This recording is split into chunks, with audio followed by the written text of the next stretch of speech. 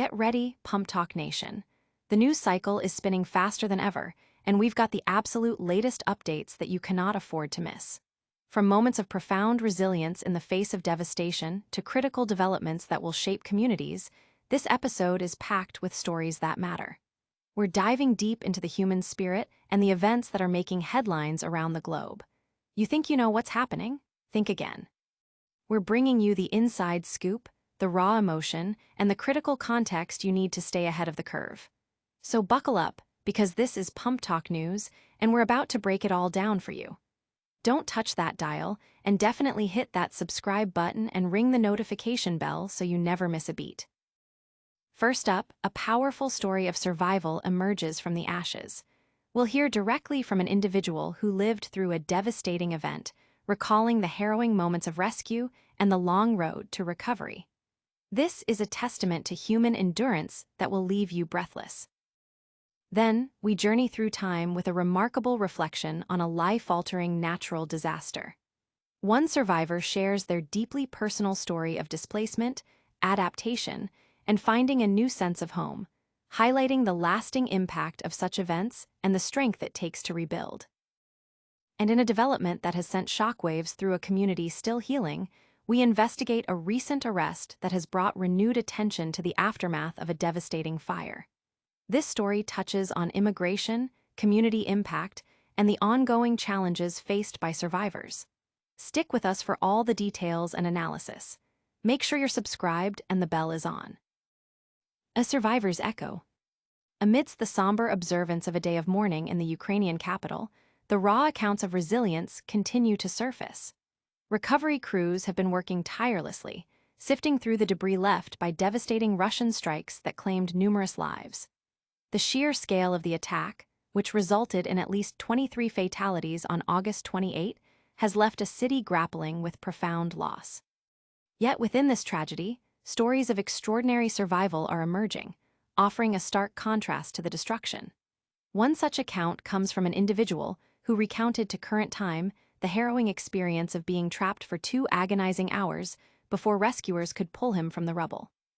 This personal narrative provides a visceral glimpse into the immediate aftermath of the assault, detailing the desperate efforts to save lives amidst the chaos and devastation. The survivor's words paint a vivid picture of the critical moments, the fear, and the eventual relief of being freed, underscoring the bravery of both those who endured the ordeal and those who risked everything to bring them to safety. The incident serves as a potent reminder of the human cost of conflict, focusing on the individual experiences that unfold against a backdrop of large-scale events. It highlights the critical role of emergency responders and the sheer will to live that can emerge even in the darkest of circumstances. This deeply personal testimony has resonated widely, sparking conversations about the immediate impact on civilians and the ongoing efforts to aid those affected by the attacks. The survivor's account is a powerful symbol of hope amidst despair. But survival is not just about escaping immediate danger. It's also about navigating the long road to recovery and adaptation. Next, we turn to a remarkable story of transformation and resilience, following a survivor's journey decades after a catastrophic hurricane. From storm's fury to mountain serenity. When Hurricane Katrina unleashed its fury upon the Gulf Coast in late August 2005, 12-year-old Kelsey McCaffrey's immediate concerns were far removed from the catastrophic scale of the impending disaster. Her primary worry, she recalls with a touch of youthful incredulity, was missing a Kelly Clarkson concert. That was the mindset of a teenager, she quipped, reflecting on how her perspective was shaped by the innocence of youth, where plans being ruined felt like the greatest devastation. Within days, however, the Category 3 storm would irrevocably alter her life and the lives of thousands across Louisiana. McCaffrey, who resided with her family in Metairie, a suburb of New Orleans, evacuated to Houston with her mother and sister. Her father, a physician, initially stayed behind to continue his essential work before rejoining them a few days later. Like many families accustomed to the cyclical unpredictability of hurricane season in Louisiana, their initial plan was a brief evacuation, with packed bags reflecting an expectation of returning within days. However, the catastrophic failure of the levees, which subsequently inundated neighborhoods with water levels reaching an astonishing 10 to 20 feet in some areas, shattered these assumptions. A somber realization began to dawn. I remember being holed up in the Hyatt Hotel in Houston with so many other people from New Orleans, watching the storm unfold on huge TV screens, McCaffrey recalled. That's when it started to hit me. This wasn't just a normal evacuation. Things weren't going back to normal. Upon gaining access to the devastated metro area, her father ventured back by boat to assess the damage to their home. He discovered significant flooding on the lower level, with crucial documents like passports and birth certificates rendered unusable. This stark reality prompted the McCaffrey family to relocate to Vail, Colorado, where her grandparents owned a property. "I always thought it was temporary," she admitted, recalling her parents' online searches for new schools with a sense of bewilderment, as the prospect of a new life didn't feel tangible. Within a short period, they were enrolled in a private school in Vail, a place that would eventually become their permanent home. However, the transition was far from seamless.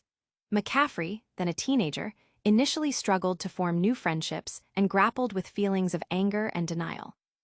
"I was a feisty teenager," she confessed with a laugh, explaining her resistance to building connections, driven by the persistent belief that she would eventually return to New Orleans.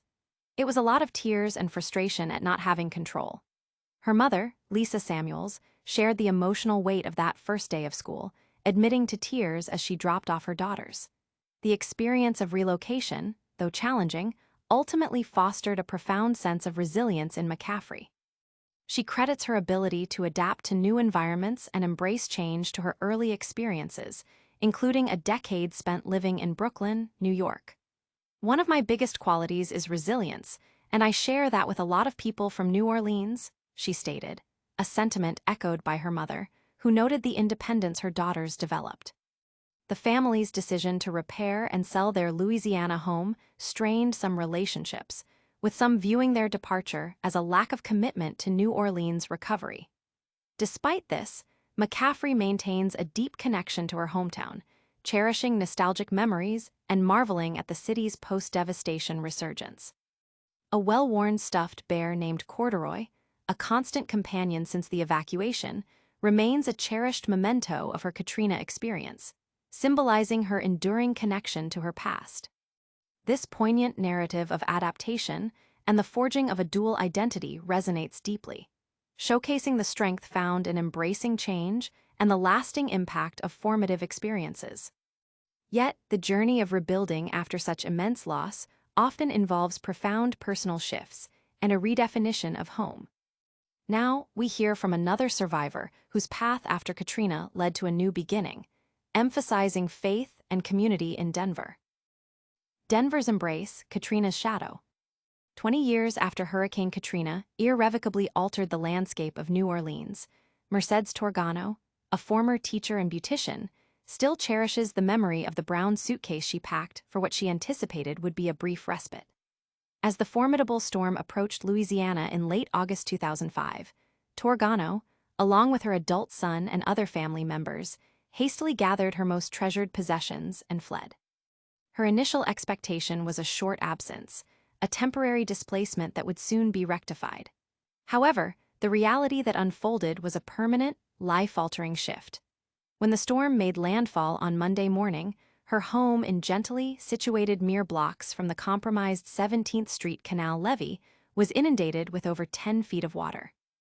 The devastating floodwaters not only claimed her home but also her livelihood. Her teaching position at John McDonough Senior High School vanished, and the hair salon she had recently established within her residence was reduced to ruins.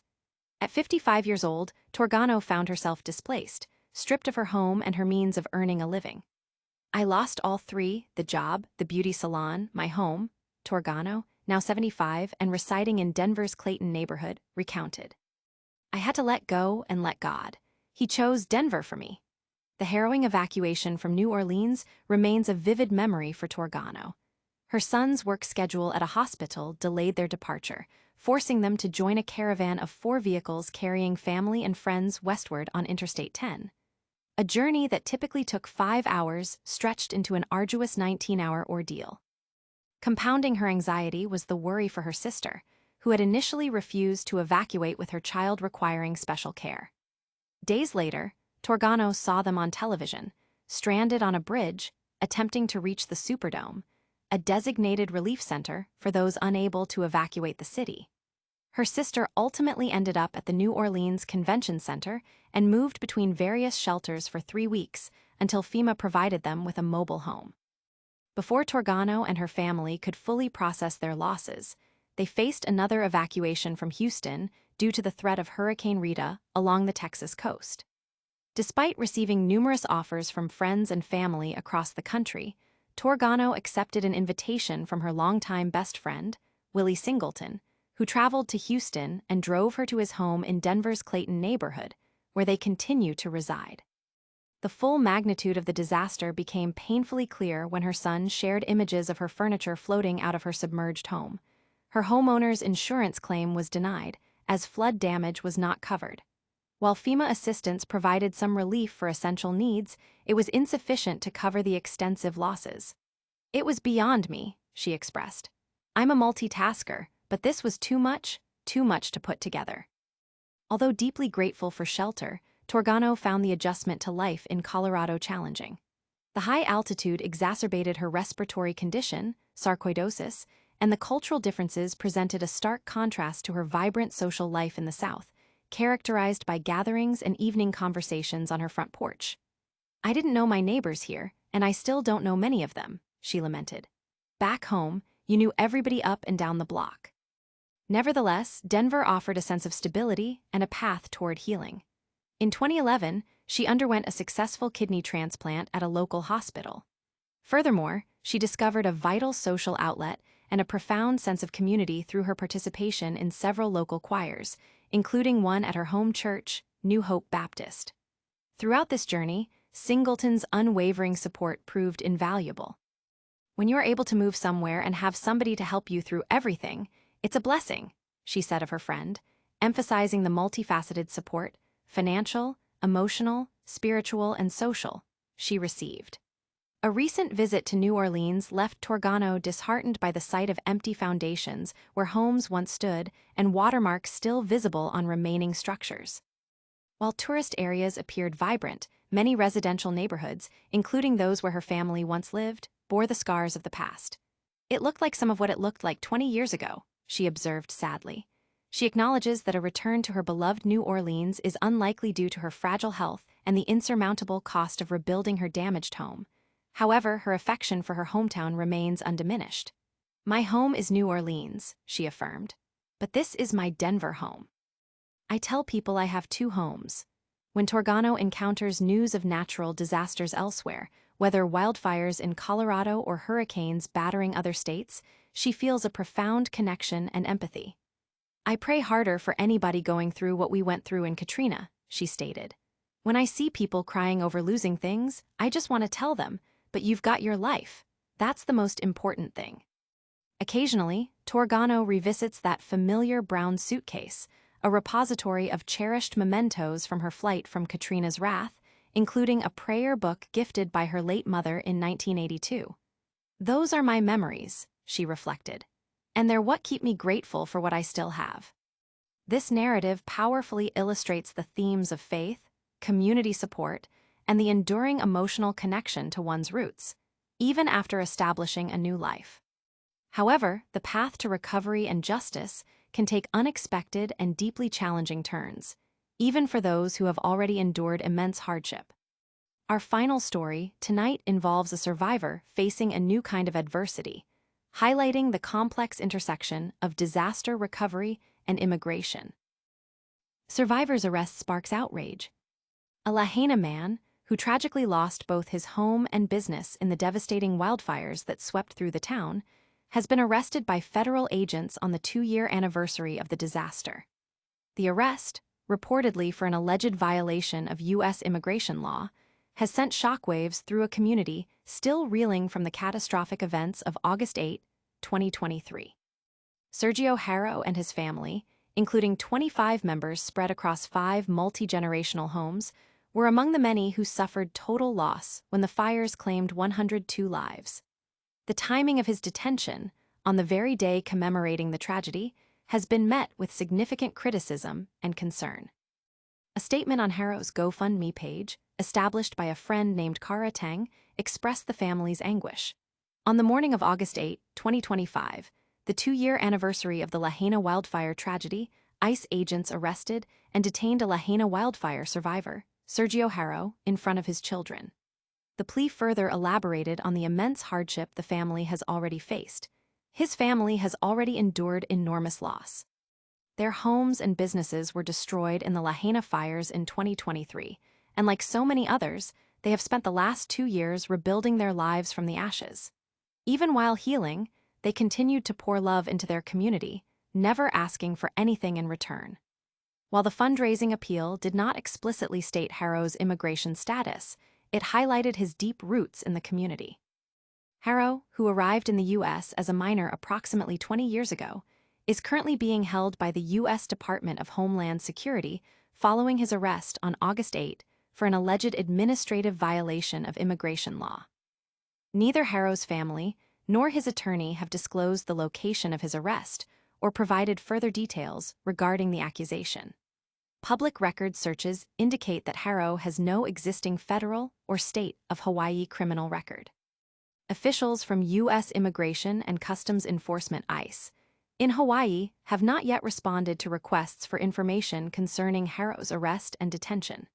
His attorney, Kevin J. Block, informed the Star-Advertiser that the matter is ongoing and I can't share details at this time, and the family is also not able to share details at the moment.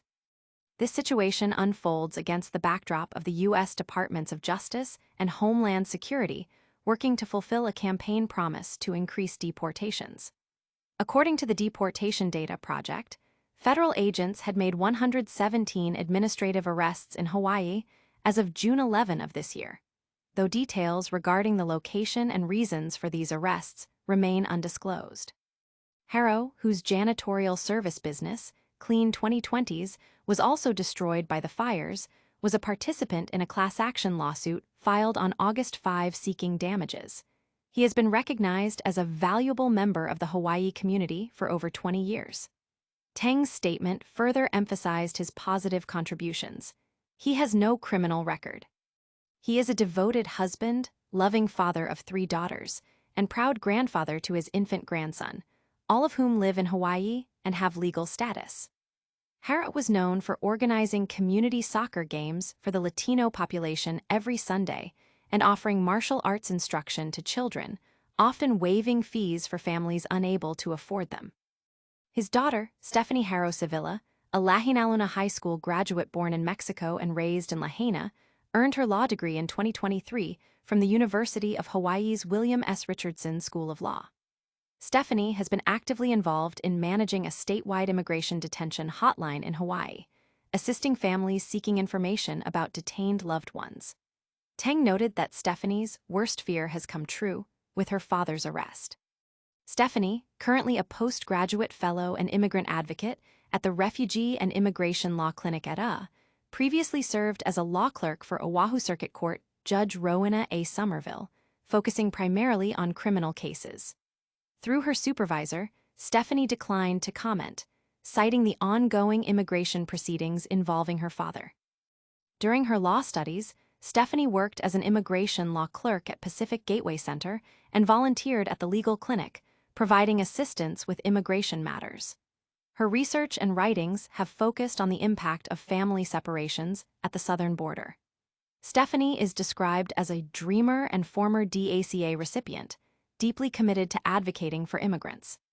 Despite past assurances that individuals with DACA status would be exempt from mass deportations, the processes allowing them to remain in the U.S. have reportedly slowed. U.S. Citizenship and Immigration Services, UCIS, continues to accept initial requests but is not currently processing them, while existing DACA grants and work authorizations remain valid until their expiration unless individually terminated. This developing situation highlights the profound vulnerability of disaster survivors and raises critical questions about immigration enforcement and community support in the wake of tragedy. As we wrap up, we'll take a lightning-fast look back at the key moments from today's broadcast. Don't go anywhere. That's all the time we have for today on PumpTalk News. We covered a survivor's harrowing rescue from rubble in Kyiv, a Katrina survivor's journey to Colorado, another survivor's resilience in Denver, and the concerning arrest of a Lahaina fire survivor. If you found this update valuable, please smash that like button, subscribe for more, ring the notification bell, and drop a comment below telling us which story impacted you the most. You can also follow us on all social media platforms for even more. We'll see you next time.